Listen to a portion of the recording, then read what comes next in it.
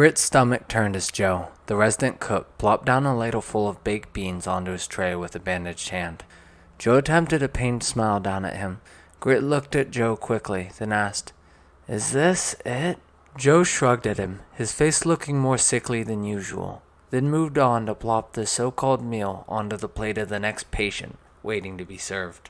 Grit found his way over to his customary table, where his one and only friend sat grumbling to herself. "Baked beans is not a meal, and feeding it to us 3 days in a row is not going to change that." Grit let out a weak chuckle before sitting next to her. "Seriously, Liza, something's going on. I've been noticing a lot of strange things that are adding up," Grit said. Looking around, he saw the dingy cafeteria they sat in was mostly empty. Only a total of 10 other patients sat spread out in the large room. Not but a month earlier, the cafeteria would have boasted close to 100 patients. Liza shook her head at him. "What conspiracy has your crazy brain cocked up today for us? The mass exodus of the loons?" She waggled her fingers at him as she stated the last part. Grit puffed out a burst of air in frustration. "No, please, just listen. They're releasing more patients than normal. The doctors are around less. They're not playing the news anymore. And they're giving us less food." Grit punctuated the last part by shoving a spoonful of baked beans in his mouth. Eliza reeled back, sucking in a deep breath. She looked from side to side conspiratorially, then whispered, "Oh no, it sounds like... Grit was leaning in. He could hear his heart pumping in his ears. Normally, Eliza always dismissed his suspicions as another symptom of his disorder. But his hopes of seriousness were shattered with her next words. Like the asylum's funding got cut. Get real, bud. You need to remember what the doc told you. You can't let the whole crazy conspiracy theories thing get out of hand." Grit let out a large breath he didn't even realize he was holding. "You're right. I'm sorry. It's just hard to control sometimes. How are you doing, though? Any news on when your family will be by to collect you?"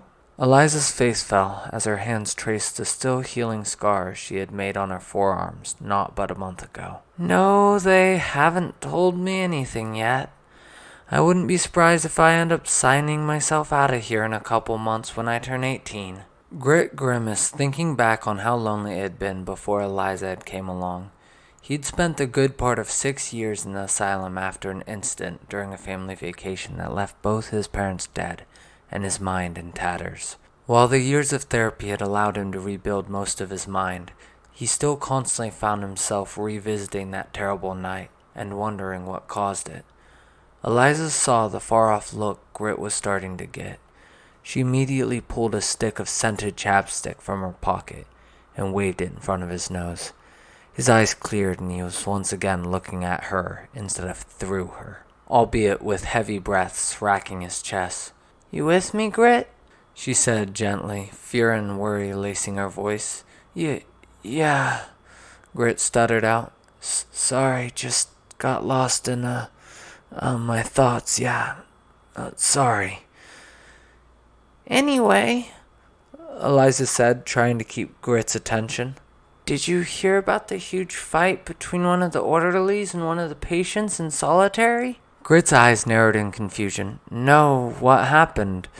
"I don't have all the details, but apparently the guy was just laying there for hours and hours. They were worried about him, so they sent someone in to check on him. But when the orderly stepped through the door, the guy sprung up and attacked him. Word is they're both in the infirmary now." No sooner had Eliza finished her sentence than a loud thud emanated from a corner of the room. Grit whipped his head around. Joe, who had been previously standing behind the serving line, was now sprawled out on the floor. A thick fluid the color of pea soup oozed from where his head had bounced off the linoleum. Carl, the orderly who routinely watched the cafeteria, rushed over to check on Joe.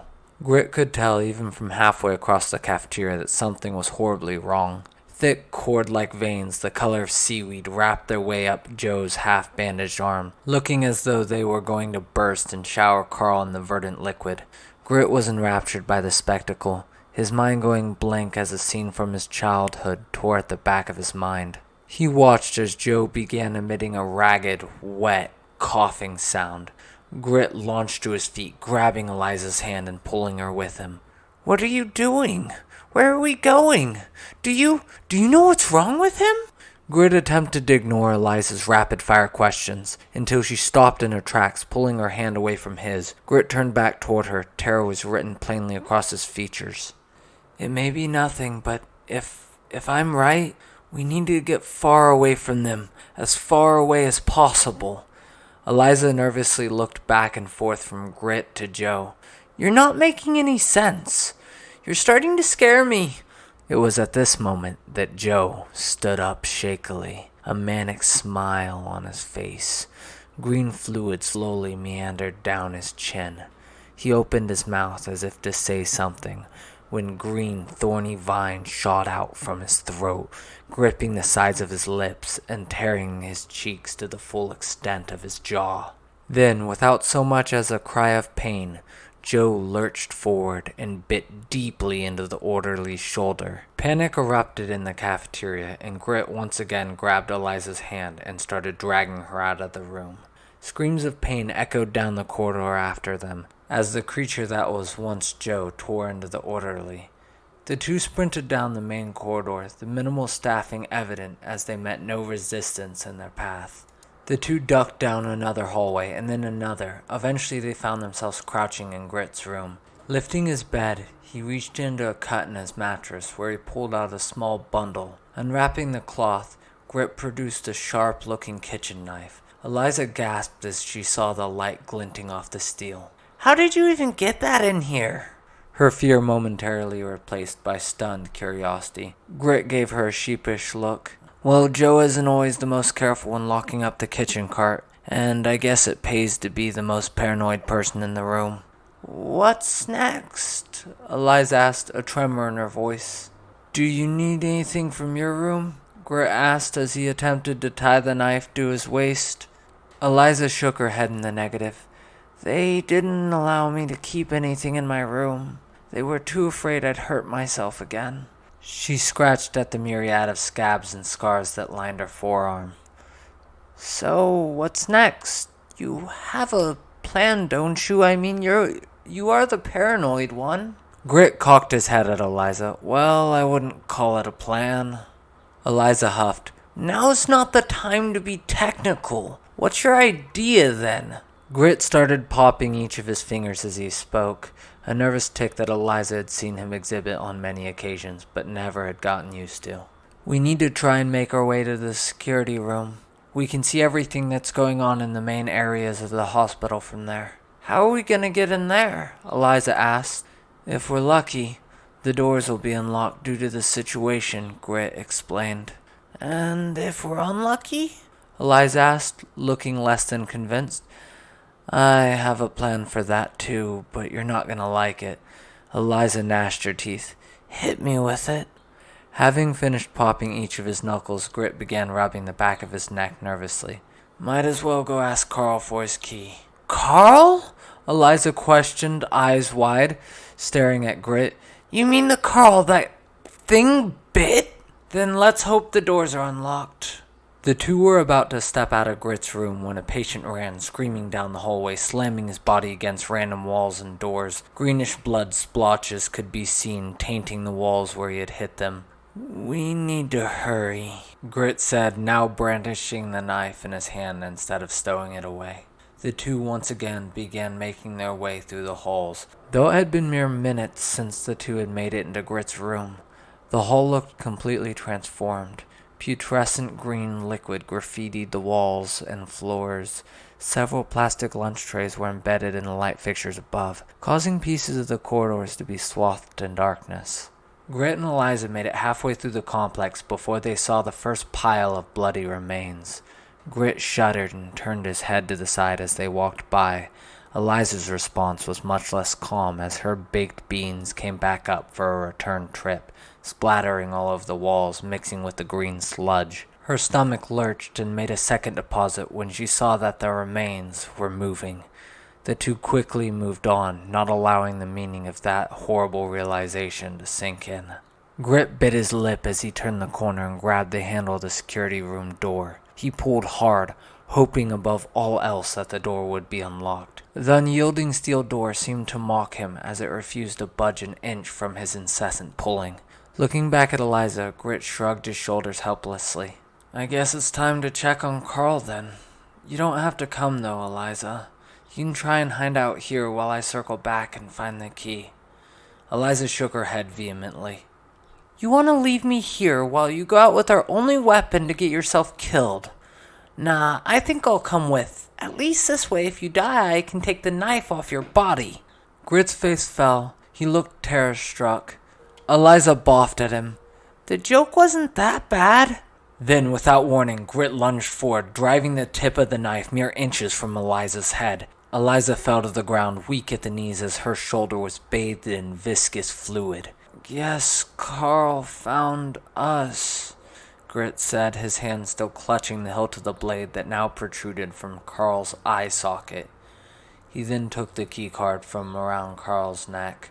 His hand shook violently as he scanned the keycard. The door popped open with an audible click. This time it was Grit's turn to spew beans. 3 orderlies sat decaying against the back wall. The gun that sat between the 3 of them told Grit all he needed to know about how they died. Eliza gingerly stepped forward and quickly grabbed the gun. It was an old-school revolver, and as Eliza checked, she saw it only had 2 bullets remaining. Better than nothing, she said. Whoa, do you even know how to use that thing? Grit said, putting his hands in the air. Good enough, Eliza said. I used to shoot with my brother before he passed, she said with a weak smile. Good, you'll have to teach me if we make it out of here in one piece. They looked up at the monitors that covered the opposite wall. Most of the cameras were out. Of the few that remained, there were some that showed the individuals panicking in solitary confinement. There were those that showed the hallways that led to the emergency exit, and there were those that showed the bloodbath that was the cafeteria.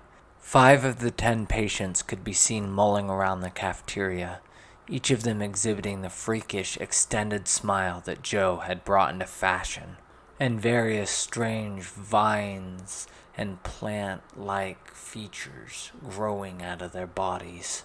Eliza turned to Grit, worried.